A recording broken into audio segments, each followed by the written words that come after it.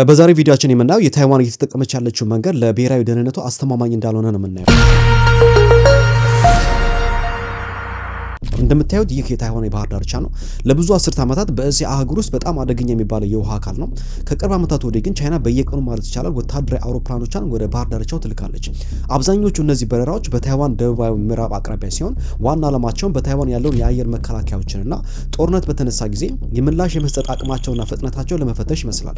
ነገር ግን በ2023 እና በ2024 እንደ ፈረንጆች አቆጣጠር ቻይና አካሄዷን ቀይራለች። የቻይና ሰው አልባ አውሮፕላኖችና ተዋጊ አውሮፕላኖች ከዚህ በፊት ያላደረጉትን ነገር ማድረግ ጀምረዋል። በመላው ደሴት ዙሪያ መብረር ጀምረዋል። ለመጀመሪያ ጊዜ ማለት ይቻላል የቻይና ወታደራዊ አውሮፕላኖች በታይዋን ምስራቃዊ የባህር ዳርቻ አቅራቢያ ሲንቀሳቀሱ ታይተዋል። ይህ በቀላሉ የሚታይ ነገር አይደለም። ዋና ነገር በቀጥታ ተቃውሞ የታይዋን የብሔራዊ የመከላከያ መሰረትና ስትራቴጂ አደገኛ ስጋት ውስጥ የሚከት ሆኖ ተገኝቷል። ስለዚህ የምስራቅ የባህር ዳርቻ ለምንድን ነው አስፈላጊ ሆኖ ነው? ለብዙ አስርት ዓመታት የታይዋን የወታደራዊ እቅድ በጂኦግራፊ ላይ የተመሰረተ ነው። የታይዋን ምዕራባዊ የባህር ዳርቻ ጂኦግራፊካሊ ጠፍጣፋ ከተማ ቀመስና ለቻይና ደግሞ ጂኦግራፊካሊ ቅርብ የሆነ አካባቢ ነው። ማንኛውም አይነት የአምፊቢየስ ጥቃትና ወረራ ከቻይና የሚመጣ ከሆነ በቀላሉ ጥቃት ላይ ይወድቃል ማለት ነው። የምስራቁን የባህር ዳርቻ ስናየው ግን ከዚህ በጣም የተለየ ነው። ከ3000 ሜትር ከፍታ በላይ ባላቸው ገደላማ ተራሮች የተጠበቀ ነው። ጥቂት ከተሞች፣ ጥቂት የባህር ዳርቻዎችና ውስን የመዳረሻ መንገዶች አሉት። በዚህ ምክንያት ይመስላል ታይዋን ምስራቃዊውን አካባቢ በአንጻራዊነት ደህንነቱ የተጠበቀ ሆኖ እንደሚቀጥል ነው የምትገምተው። አሳምሽኑ እንደዛ ነው። ስለዚህ የምዕራቡ የባህር ዳርቻ በቻይና ጥቃት ውስጥ በቀላሉ ከወደቀ የታይዋን የአየር ኃይል ወደ ምስራቃዊ አካባቢ ለማፈግፈግ እቅድ አለው ማለት ነው። ስለዚህ ተዋጊ ጀቶችና ነዳጅ ይሞላሉ፣ እንደገና ይታጠቁና ትግሉን ከምስራቃዊ አካባቢ ሆነው ይቀጥላሉ ማለት ነው። ስለዚህ ይህ ስትራቴጂካዊ ግምት ቻይናን የነበራትን ስትራቴጂካዊ አካሄድ እንድትቀይር አድርጓታል። ስለዚህ የቻይና የተራራ ላይ ወይም ደግሞ የመሰረት ያደረገ እቅድ ምን ይመስላል የሚለው ነገር ስንመለከት የተለያዩ ሳተላይት ምስሎች እንደሚያሳዩት በምስራቃዊ የባህር ዳርቻ አካባቢ የታይዋን በጣም ወሳኝ የሆነ ወታደራዊ ተቋማትን ያሳያሉ። አንዳንድ የአየር ማረፊያዎች ከ30 ዓመት በፊት የተገነቡ ናቸው። በተራሮች ስር ጠልቀው የተቆፈሩ የተጠናከሩ የባንከሮችም አሏቸው። በእነዚህ ዋሻዎች ውስጥ ለምሳሌ የተዋጊ አውሮፕላኖች ከመሬት በታች ይቀመጣሉ። የጸረ መርከብ ሚሳይሎች ከሳተላይት እይታ ተደብቀዋል።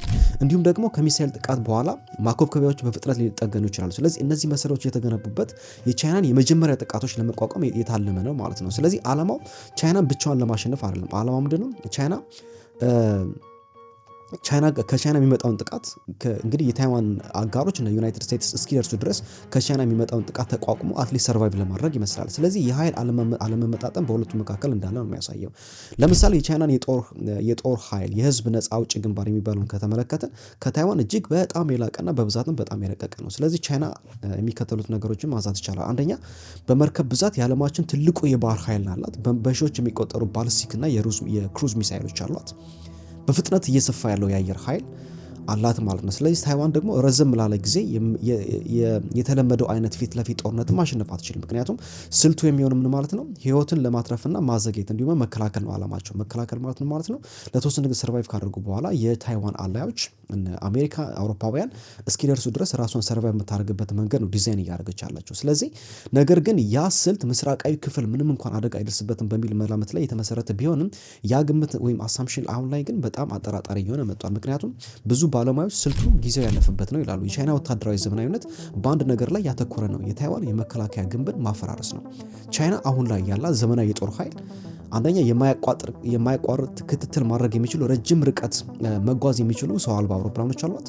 እንዲሁም ደግሞ የተራዘመ ውጊያና ጦርነት ከተከፈተ ማድረግ የሚችሉ ረጅም ሬዲየስ ያላቸው ተዋጊ አውሮፕላኖች አሏት። ሶስተኛ ደግሞ ከባህር ዳርቻው ርቀት የሚገኙ የአየር ማረፊያዎችን ለመምታት የተነደፉ ረጅም ርቀት መወንጨፍ የሚችሉ ሚሳይሎች አሏት። ስለዚህ ወታደራዊ ባለሙያዎች እንደሚናገሩት ቻይና አሁን ላይ ታይዋንን በአንድ ጊዜ ከበርካታ አቅጣጫዎች ማጥቃት ይችላሉ ብለው ይናገራሉ።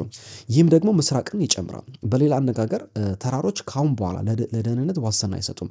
ስለዚህ ይሄ በጣም ከባድ ነው ማለት ነው። ስለዚህ የኤቱና ኤዲ ችግር ገጥሞታል ማለት ነው። እንግዲህ እዚህ ጋር ያለው ትልቁ ጽንሰ ሀሳብ ምንድነው? ኤቱና ኤዲ የሚባል ጸረ መዳረሻ አካባቢ ነው።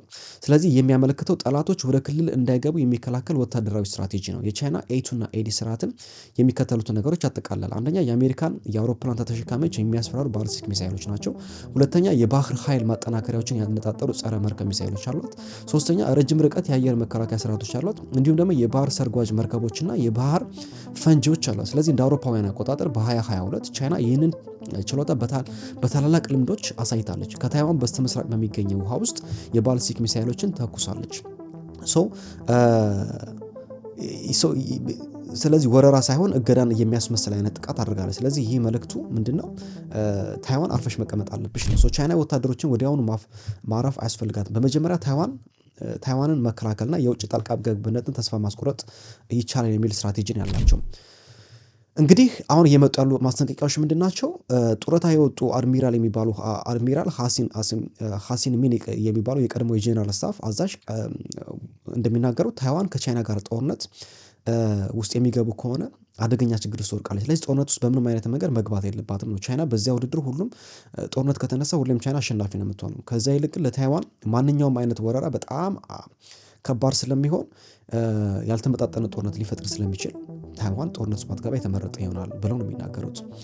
እንግዲህ አድሚራል የሚባሉ እንግዲህ የጦር ተንታኝ እንደሚናገሩት ያልተመጣጠነ ጦርነት በቻይናና በታይዋን መካከል የሚነሳ ከሆነ አንደኛ የትናንሽ የጦር መሳሪያዎች፣ የሞባይል ስርዓቶች፣ ትላልቅ ቁጥጥሮች እንዲሁም ደግሞ ከሲቪሎች ጋር የመቀላቀል ሁኔታዎች ስለሚኖሩ ተንቀሳቃሽ ጸረ መርከብ ሚሳይሎች፣ በትከሻ የተተኮሱ የጸረ አየር ኃይል ሚሳይሎች እንዲሁም ደግሞ ድሮኖች እና ለክትትልና ለጥቃቶች የማይመቹ የሞባይል ራዳርና የትእዛዝ ክፍሎች ስለሚኖሩ እነዚህ ስርዓቶችን ለማጥፋት በጣም አስቸጋሪና ለመከላከል በጣም ከባድ ነው የሚሆነው ነው የሚሉት።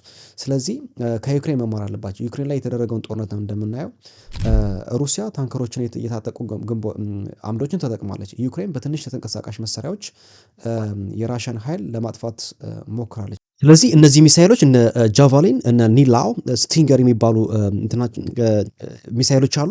ታይዋን ላይም ተመሳሳይ ነገር ሊፈጠር ይችላል ብለው ነው የሚገምቱት። እንግዲህ ስለዚህ ባህሩን ተሻግሮ የሚሄድ ወራሪ ኃይል በመሬት ላይ የሚጓዝ ወራሪ ኃይል ካለ ለቻይና ጥቃት በጣም ተጋላጭ ነው የሚሆነው ነው የሚሉት። ስለዚህ ታይዋን ግን ይህን ብቻዋን ማድረግ ስለማትችል የታይዋን ኮንፊደንሷ ወይም ደግሞ በራስ መተማመኗ በአጋሮቿ ላይ ለምሳሌ በተለይ ደግሞ በአሜሪካ ላይ የተመሰረተ ነው። እንግዲህ እንደሚታወቀው ዩናይትድ ስቴትስ አሁን በፊሊፒንስ አካባቢ ፊሊፒንስ ለታይዋንና ለቻይና ቅርብ ናት። ስለዚህ የአሜሪካ ዓላማ ምንድነው? ከፊሊፒንስ ሆኖ ታይዋን ለመርዳት ነው። ስለዚህ ፊሊፒንስ አካባቢ ወታደራዊ ተደራሽነትን እያስፋፋች ትገኛለች። በርካታ መሰረቶች አሁንም ከታይዋን ጋር በስተደቡብ በሚገኘው ለምሳሌ ባሺ ቻናል የሚባል አካባቢ አለ። እዛ አካባቢ ላይ በጣም ብዙ ነገሮች ይገኛሉ። ስለዚህ ይህ ባሺ ቻናል የሚባለው ለባህር ኃይል ሰራተኞች ስልታዊ በጣም ቻሌንጂንግ አካባቢ ነው። ምክንያቱም አንደኛ የሂማሬስ የሚባለው ሮኬት አይነት አለ። የሂማሬስ ሮኬት ስርዓቶች የደቡባዊ የታይዋንን ክፍል ሊያነጣጥሩ ይችላሉ። ሁለተኛ ደግሞ የአሜሪካ ጦር በደሴቱ ላይ በቀጥታ ሳያሰማራ ታይዋን ለመደገፍ እቅድ አለው። ነገር ግን ያ ግን አንደኛ ከጊዜ አንጻር ታይዋንን በቀላሉ ተጋላጭነትን ብቻ ሳይሆን የመሸነፍ አደጋውን ሊያፋጥነው ይችላል ነው። ስለዚህ ይህ የቻይናን እቅድ አሁን ላይ እየቀየረው ይገኛል። ወይ ደግሞ ቻይናም በበኩሏ የተወሳሰበ አይነት እቅድ ውስጥ ትገኛለች። ስለዚህ ምስራቃዊ አካባቢ በቀላሉ ሊጠፋ ይችላል የሚለውን ጥያቄ ስንመለከት የታይዋን ምስራቃዊ ክፍል ማዳን በጣም ትልቁ ጉዳይ ነው በሚለው ጉዳይ ላይ እንግዲህ የተለያዩ ባለሙያዎች አንድ አይነት አስተሳሰብ የላቸውም። አንዳንዶቹም እንደሚሉት በሰላም ጊዜ በታይዋን አቅራቢያ የሚበሩ የቻይና አውሮፕላኖች ምንም አይነት ችግር አይፈጥሩም ብለው ይናገራሉ። ሌሎች ሰዎች ደግሞ ግን በምስራቅ አካባቢ የቻይና በረራዎች ዋና ዓላማቸው የታይዋንን ደካማ የጂኦግራፊክ አካባቢ ለመፈተሽና በቀላሉ በየትኛው በኩል በፍጥነት ወረው አቅማቸውን አዳክመው መቆጣጠር እንደሚችሉ የሚመለከቱበትን መንገድ እየተካሄደ ያለ በረራ እንደሆነ በመውሰድ በጥንቃቄ መታየት አለበት ነው የሚሉት። እንግዲህ ጦርነት በተነሳ ጊዜ ታይዋን እነዚህ ድርጊቶችን እነዚህ አይነት ነው ፍተሻዎችን በቀላሉ ለመቆጣጠር አስቸጋሪ ይሆናል ብለው ነው የሚያስቡት። ስለዚህ እንግዲህ የባህር ላይ ጦርነት ነው ያው ይነሳል ተብሎ ነው የሚገመተው። ስለዚህ ታይዋን ከዩክሬን ጋር ተመሳሳይነት አለው ብሎ የሚናገሩ ሰዎች አሉ። ነገር ግን የታይዋን ሁኔታ ከዩክሬን በጣም የተለየ ነው። ምክንያቱም የታይዋን ሞር ኦፍ የባህር ላይ ውጊያ ነው የሚሆነው። ዩክሬንን ካየነው ዩክሬን በመሬት ላይ የተደረገ ውጊያ ነው ወይም ጦርነት ነው። ታይዋን ግን ሞር ኦፍ በባህር ላይና በአየር ላይ ነው የሚሆነው። ምክንያቱም ታይዋን ሙሉ በሙሉ በደሴት የተከበበች ሀገር ናት። እንዲሁም ደግሞ ጂኦግራፊካሊ ለቻይና በጣም ቅርብ ናት። ስለዚህ የባህር ላይ ውጊያ የማሪታይም ጦር በጣም አስፈላጊና በጣም ወሳኝ ነው የሚሆነው። ስለዚህ ለታይዋን የሚሰጣት አንድ አድቫንቴጅ ምንድነው? የተለያዩ ዞኖችን በመፍጠር የመከላከያ አቅሟን ማስፋፋት ትችላለች የሚል ግምት አለ። እንግዲህ የባህር ላይ ውጊያ በጣም ቻሌንጂንግ ነው ለታይዋን በተለይ ደግሞ የሚሳኤል ሽፋንና የአየር መከላከያ የመዳረሻ መንገዶችን ሊዘጋባት ይችላል። ስለዚህ የተቀነባበረ ወይም ደግሞ በጣም የተወሳሰነ የመከላከያ ስርዓት ያስፈልጋታል ነው። ታይዋን በትላልቅ የመከላከያ ስርዓቶች ላይ ኢንቨስት ማድረጓን ቀጥላለች። ለምሳሌ የሚሳኤል ስርዓቶችን፣ የባህር ኃይል ፋላንክስ የሚባሉ ቅርብ የጦር መሳሪያ ስርዓቶችን፣ የተቀናጁ የአየር መከላከያ አውታሮችን እየገነባች ነው የሚገኘው በተለይም ከአሜሪካ ጋር በመሆን ማለት ነው። የመከላከያ ሚኒስትሩ አንድ ነገር ላይ በግልጽ ነው አጽንኦት ሰጥተው የሚናገሩት በጦርነት ጊዜ ደህንነቱ የተጠበቀ ቦታ ሊኖር አይችልም ነው የሚሉት። ምክንያቱም ታይዋን ጂኦግራፊካሊ በጣም ስሞል ናት፣ ቻይና በጣም ቢግ ፖፑሌሽን ያላት። ስለዚህ ከቅርበቷም አንፃር ምንም አይነት ቦታ ሴፍ ነው ብለን መውሰድ አንችልም ነው። ስለዚህ የምዕራቡ የተጋለጠ ነው፣ የምስራቁ ደግሞ ያልተጋለጠ ቦታ ነው ወይም ሴፍ ነው ብለን መውሰድ አንችልም። ስለዚህ እያንዳንዱ ቦታ የፊት መስመር ተሰላፊ ነው ወይ ደግሞ ለጥቃት በጣም የተጋለጠ ነው ብለው ነው የሚናገሩት። ስለዚህ ዋና ዓላማው መከላከል እውነተኛ ግብ ነው ወይም ዋና ዓላማችን ነው ወይም ዋነኛ ግባችን ነው ብለው ይናገራሉ።